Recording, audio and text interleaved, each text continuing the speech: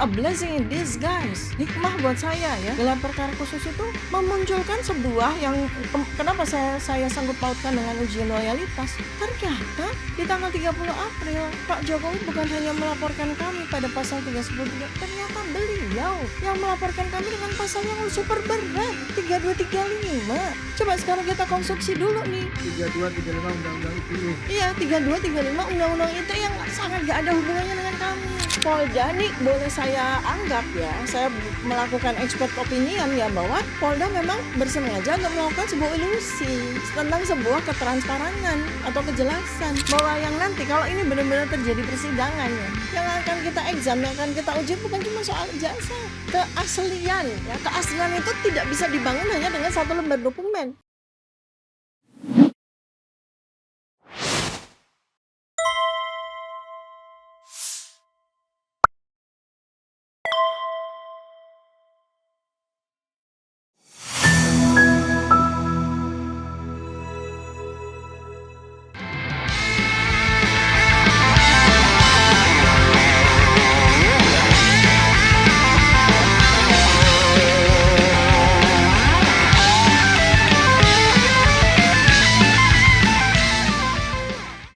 Ya, ini sambil tadi wajib lapor ya, saya sambil baca buku dari Holtzman dan Holtz. Does neuroscience have normative implication ya? Ini adalah salah satu dasar teori tentang sekarang ini bagaimana kita mengaplikasikan beyond thinking ya. Jadi dalam dunia yang sudah multipolar seperti ini, maka kapasitas otak manusia itu harus dipertinggi. Sebab kalau tidak kita akan ketinggalan 200 sampai 500 tahun, 2 sampai 5 abad, dan itu sesuatu yang sangat sia-sia ya. Kita susah sekali untuk mengejar. Bagaimana kita meningkatkan kapasitas otak kita untuk bisa berpikir secara beyond thinking? Itu dengan cara mudah ya. Kita sekarang ini menghilangkan atau mengubah persepsi kita tentang bahwa ilmu, penguasaan terhadap knowledge itu harus bersifat linear. Dalam dunia multipolar itu sudah obsolete. Sudah nggak bisa lagi kita mengejar knowledge, mengejar kemajuan teknologi dan mengejar kebaruan pada zaman saat ini dengan hanya satu ilmu saja. Jadi beyond thinking itu bagaimana kita melatih otak kita untuk berpikir lapis demi lapis dan berusaha untuk kalau tidak menguasainya, mengetahuinya ataupun memahaminya, mengerti, itu sudah cukup. Bagaimana setiap peristiwa, setiap notes, setiap titik, setiap sequence, setiap event yang terjadi pada kehidupan kita ini itu multifaset, bukan cuma dilihat dengan satu pandangan saja. Nggak bisa juga dilihat dengan satu knowledge atau satu ilmu saja, tetapi harus dilihat dari berbagai sudut keilmuan ya. Kalau memang otak kita mampu, kita berusaha untuk punya ilmu lebih daripada satu. Idealnya 2, 3, sampai 5 ya. Kita cukup memahami dengan general, tetapi kita akan latih ya kemampuan itu dengan pengalaman by pengalaman, experience by experience ya. Jadi dengan cara seperti itulah maka saya melakukan pembedahan ya terhadap manuskrip yang oleh Polda Metro Jaya itu diklaim sampai 702 manuskrip atau 702 dokumen yang mendukung ke arah otentitas dari selembar ijazah Joko Widodo. Nah, bagaimana kita bisa mampu untuk bisa memahami bahwa produk ijazah, satu lembar ijazah itu harus didukung oleh 701 dokumen yang lain. Sehingga ketika kita menguji, kita ingin memastikan dan kemudian membuat simpulan bahwa selembar ijazah ini asli atau tidak, maka kita butuh dukungan 701 dokumen yang lain yang saat ini posisinya ada di Polda Metro Jaya, sudah disita. Kalau hanya dengan selembar dokumen ini kita exam, kita melakukan examination terhadap selembar ijazah ini, ya, maka Polda tidak perlu melakukan penyitaan terhadap 701 dokumen yang lain.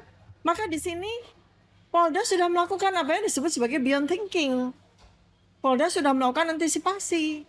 Polda sudah memahami bahwa untuk membuat simpulan terhadap keaslian, terhadap otentitas dari ijazah ini tidak cukup hanya dengan 13 ijazah pembanding, tidak cukup.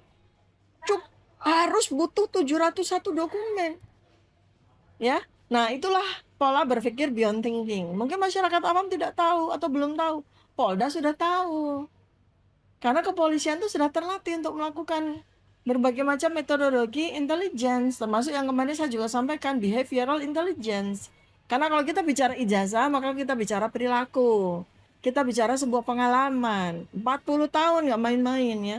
Karena itu maka saya pada kesempatan Rakyat Bersuara kemarin, saya memperkenalkan dengan sebuah konsep berpikir yang baru, ya, sebuah novelty dari cara berpikir yang harus dikuasai oleh setiap orang, bukan hanya saya. Beyond thinking.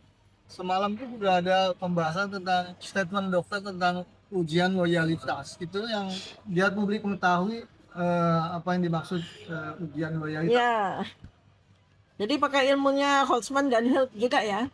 Ini satu buku aja, tapi satu buku ini dibangun ya, satu buku ini ya.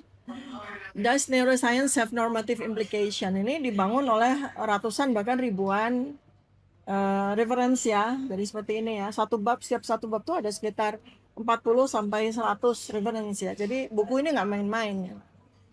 Seperti budaya saya atau ini saya ya, karakter saya adalah saya lebih baik menulis buku dibandingkan dengan menulis jurnal. Karena banyak ilmuwan dipaksa ataupun memang menjadi kesenangan mereka untuk membuat jurnal, ya. Nah, tapi kalau saya berkejujuran buat buku, kenapa? Karena buku ini sintesis dari ribuan pemikiran, gitu. Jadi jangan remehkan buku ya. Jadi justru itu. Tidak semua orang bisa menulis buku. Semua ilmuwan diharuskan membuat jurnal. Tapi tidak semua ilmuwan mampu menulis buku. Maka kita pertinggi kapasitas kita membuat buku. Balik soal ujian loyalitas. Nah, ini kalau orang yang tidak terbiasa berpikir non-linear atau multilinear atau multipolar, seperti kemarin ya, ada dua penanya yang mendebat saya mati-matian pada acara Rakyat Bersuara semalam gitu ya. Dan kemudian sekedar simpulannya adalah, ya maksudnya loyalitas itu loyalitasnya kepolisian terhadap Pak Jokowi atau terhadap Prabowo, segitu sederhananya, segitu simplifikasinya persoalan loyalitas. Padahal loyalitas itu adalah sebuah pernyataan yang maknanya itu ethics, moral, ya, bukan hanya sekedar the fact atau bukan sekedar sebuah fondamen kepatuhan kita terhadap seseorang, menghambanya kita terhadap seseorang, bukan itu ya. Loyalitas itu adalah, dalam terminologi saya, itu adalah bakti. Bakti kita itu kepada siapa sih? Kalau kita aparat negara, ya bakti kita kepada negara, kepada rakyat dan bangsa ini. Bukan bakti kita kepada negara itu kepada institusional, kepada pemerintah atau kepada siapa yang mengepalai pemerintah, kepada institusi atau kepada pejabat yang mengepalai institusi itu rendah sekali. Manusia tidak pada konteks seperti itu. Betul. Konsep loyalitas itu adalah konsep bakti. Konsep bakti itu apa sih? Konsep bakti itu ya khalifatul fil ard. Kesejatian manusia itu khalifatul fil ard. Kita dititahkan, kita diamanahkan menjadi manusia itu sebagai pemimpin, ya, sebagai pemelihara bagi bumi dan alam semesta serta seluruh isinya, itu perwujudan dari rahmatan lil alamin. Itu yang dimaksud sebagai loyalitas. Jadi sangat kerdil, sangat kecil. Ketika seseorang mengatakan loyalitas, itu kemudian langsung berpikir kepada individu per individu. Itu sangat tidak betul. Makanya pada kesempatan di mana saya bisa bicara, saya akan sampaikan. Saya akan dudukkan persoalan loyalitas. Ya, jadi artinya ketika saya membuat sebuah statement bahwa gelar perkara kursus itu adalah ujian loyalitas, ya, ujian loyalitas kepolisian. Dalam hal ini konteks terhadap Pak Jokowi. Ya, Pak Jokowi sekarang ini rakyat, dulunya dia adalah pemimpin, maka seharusnya sejatinya karena persoalan ijazah Pak Jokowi ini sampai kepada Polda Metro Jaya itu ada persoalan antar rakyat, antar bangsa kan.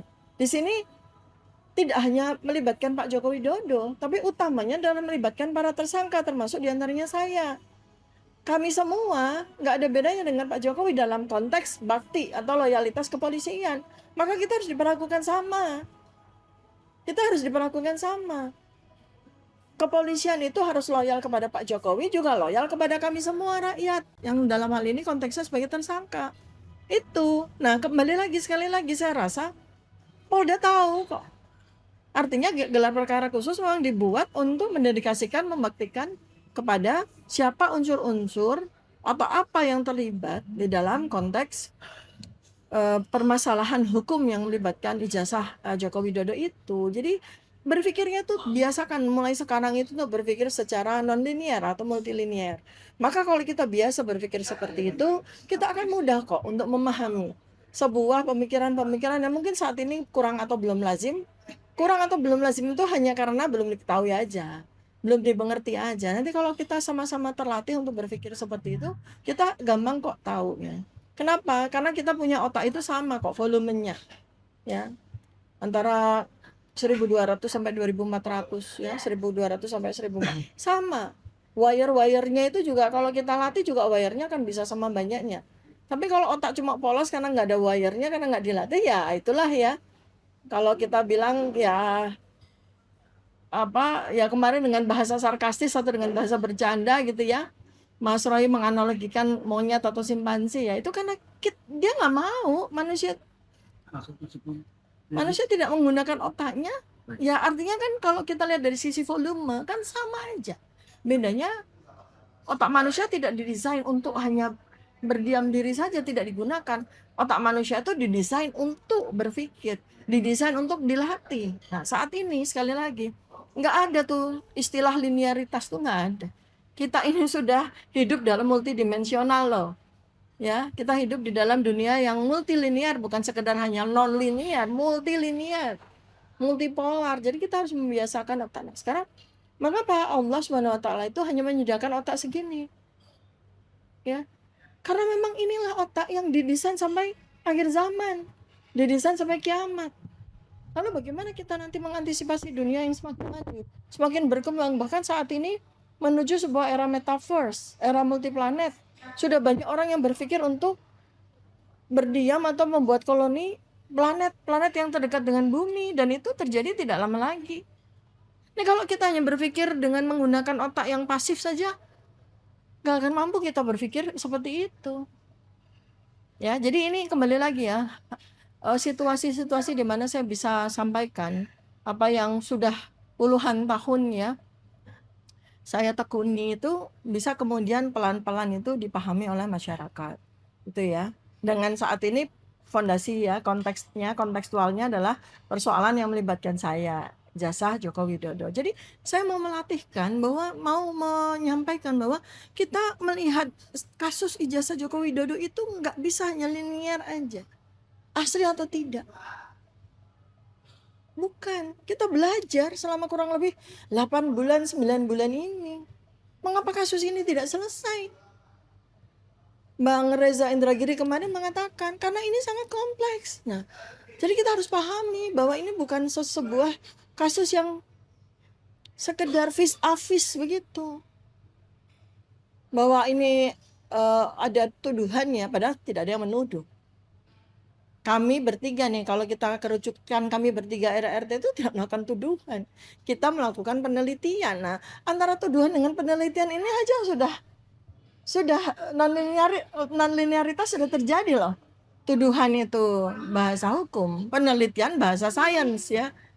Jadi kalau ketika orang tidak memahami ya, maka pekerjaan penelitian kami terhadap ijazah Joko Widodo dibaca sebagai menuduh.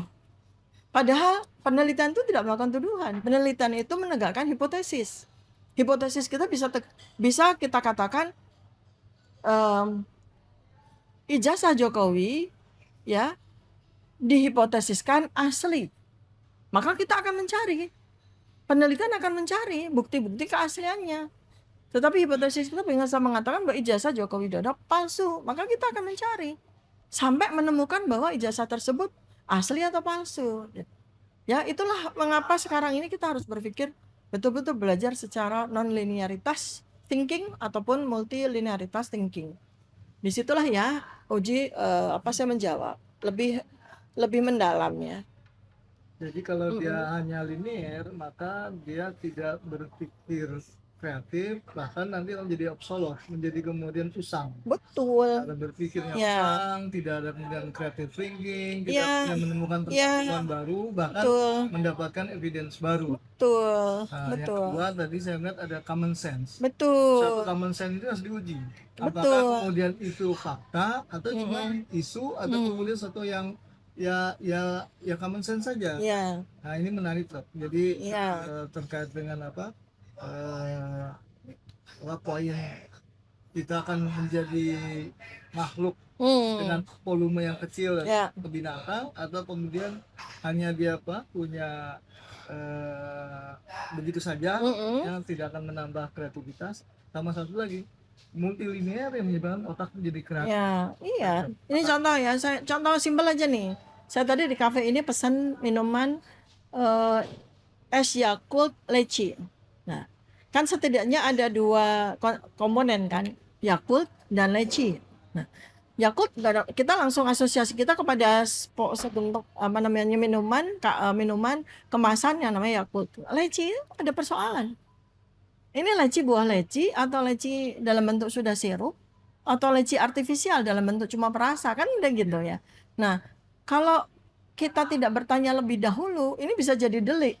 Iya kan? Karena kita tuh pesennya Yakult leci. Ternyata dia memberikannya Yakult perasa leci. Kan kita bisa delik kan itu berarti dia melakukan penipuan karena leci ya. Nah, makanya ini kalau kita terbiasa untuk berpikir secara non linear atau multilinear, maka kita tanya dulu, Mbak. Karena ini nanti kaitannya dengan kesehatan implikasinya. Kalau ini perasa, ya implikasinya perasa itu karsinogenik gitu kan. Kalau ini adalah sirup, maka implikasinya kepada diabetes gitu kan. Tapi kalau leci karena fruktos aman, insya Allah kan ini. Jadi implikasinya itu kan multilinear. Oh, ternyata nggak sekedar bahwa ini adalah minuman untuk menghilangkan dahaga saya, tapi implikasinya banyak. Kita mau dapat vitamin, kita mau dapat nutrisi, kita mau dapat inat, kita mau dapat penyakit. Maka kita tanya dulu. Jadi kayak gitulah ya cara berpikir tentang apa namanya beyond thinking. Kemudian kita gunakan itu saya gunakan sebagai sebuah frasa tentang uji loyalitas ya. Kan tadi ketika dokter bilang ini leci, Ya, dalam perspektif dia itu ada pengetahuan tentang leci, tapi ya. tidak berhenti pada pengetahuan. Muncullah first taken pemakna. Mhm. Leci yang mana? Ya, Perasa rasa leci, leci yang buah buah leci, buah leci atau atau sirup, kemudian sirup. sirup. Jadi Ya, kalau tidak dipahami, ketika kemudian kita diabetes, ya, misalkan, persepsi. persepsi, Nah, kita asumsikan itu adalah buah leci, yang mm-mm. ternyata itu adalah Perasa atau rasa, sirup. malah berbahaya sih. Nah, itu makanya.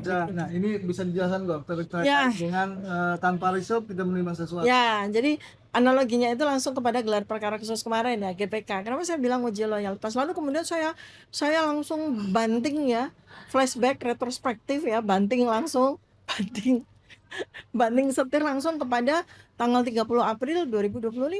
Asal muasalnya peristiwa ini terjadi, yaitu apa? Laporan polisi dari Pak Joko Widodo ya. Selama 8 bulan itu ya sama dengan leci ini tadi yang muncul adalah persepsi yang dikuatkan oleh narasi-narasi yang disampaikan oleh Pak Joko Widodo sendiri. Pertama, saya dihina-hina sehina-hinanya, saya direndahkan serendah-rendahnya. Persepsi apa yang kebentuk? Oh, pasalnya adalah pasal pencemaran nama baik, pasal fitnah. Itu berapa? 310, 311 kan gitu ya. Nah, secara persepsional kita berpikir bahwa laporan polisi Pak Joko Widodo adalah berkaitan dengan pasal 310, 311 kan gitu ya. Itu persepsi yang dibangun. Ya, kemudian setelah itu ada narasi lagi di tengah-tengah 8 bulan itu. Saya itu tidak melaporkan orang.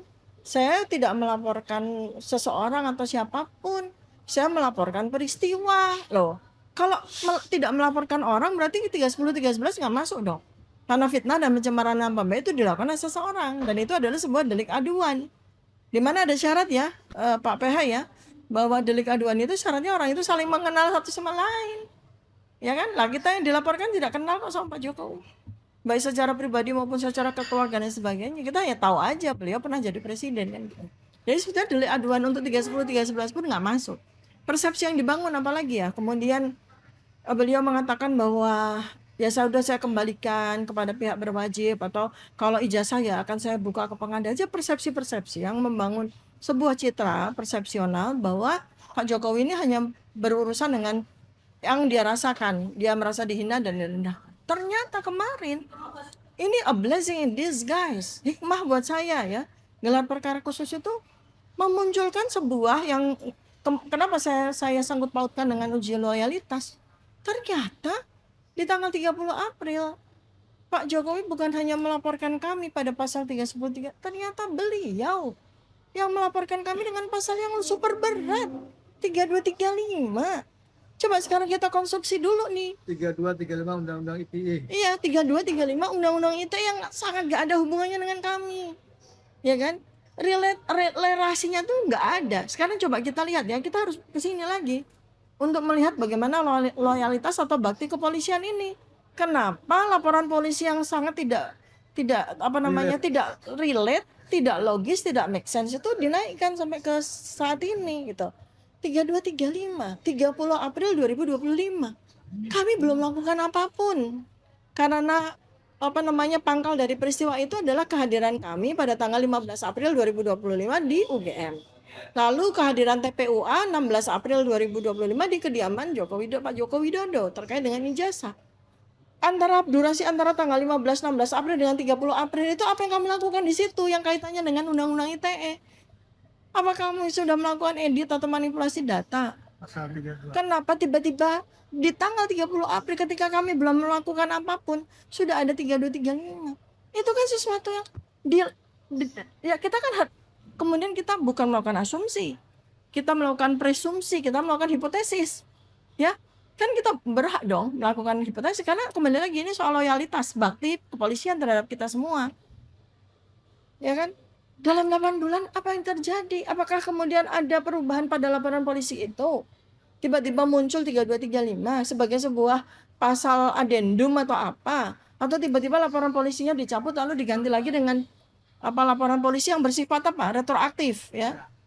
Jadi ditulis tanggal 30 April tapi ternyata sudah diganti. Ya kan kita jadi punya hipotesis banyak. Kalau bahasa awam spekulasi atau dugaan boleh dong. Karena ini aneh sekali gitu lah. Itulah yang saya sebut mengapa GPK ini adalah sebuah ujian loyalitas bagi polisi. Ini bukan kaitannya dengan Jokowi atau Prabowo sekali lagi. Itu ya, jadi analogi leci, minuman leci dengan persoalan itu masuk ya.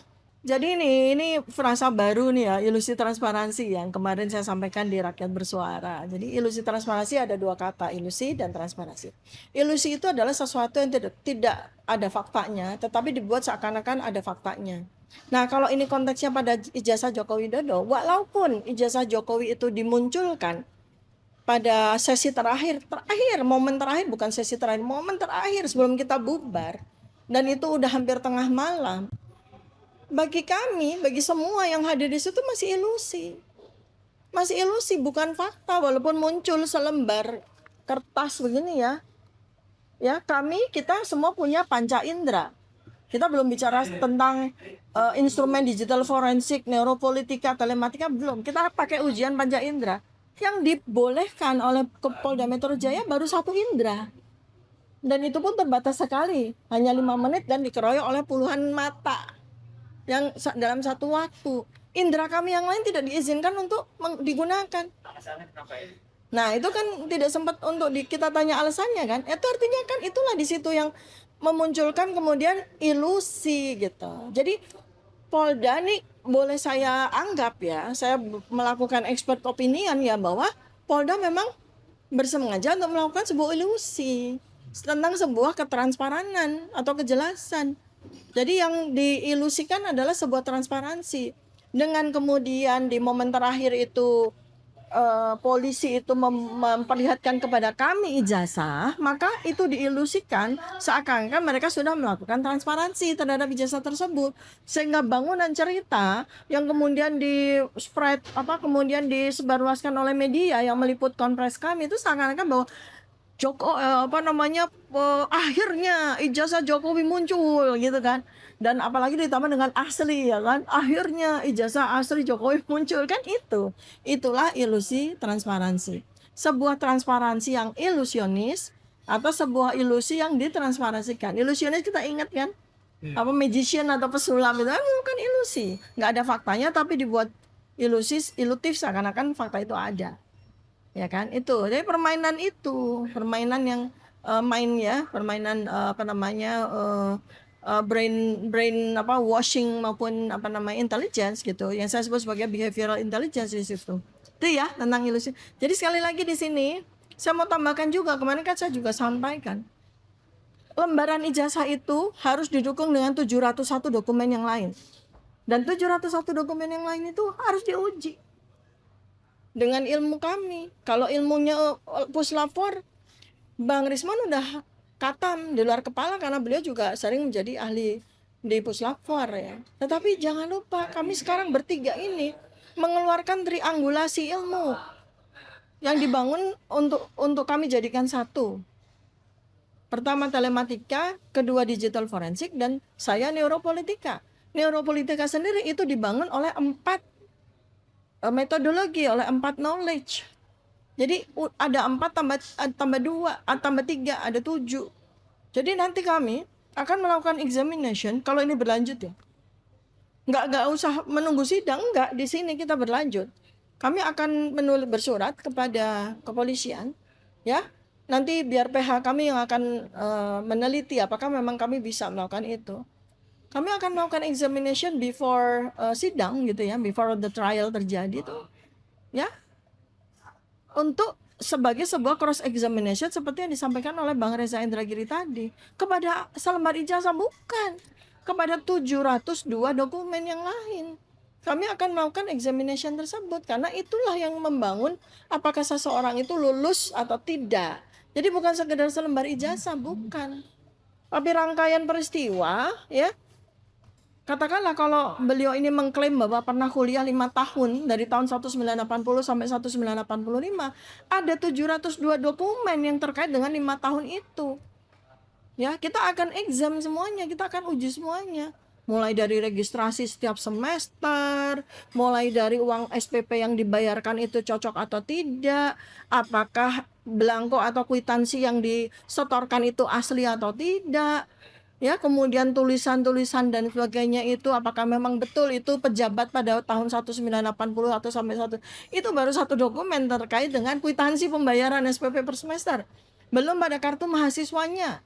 Berarti kalau seseorang itu kuliah di UGM 5 tahun, berarti setidaknya dia punya 10 KTM loh.